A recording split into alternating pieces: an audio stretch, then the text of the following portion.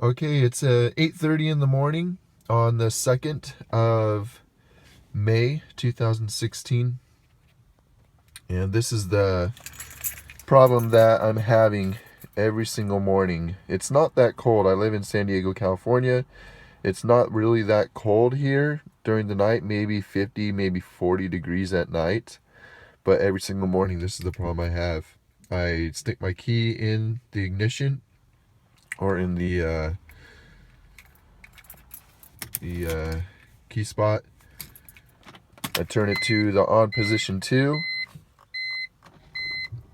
I let the fuel pump prime itself.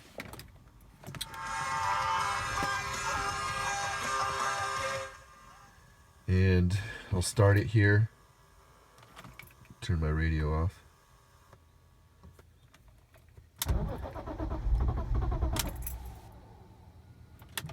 Won't start. Turn it back off. Turn it on.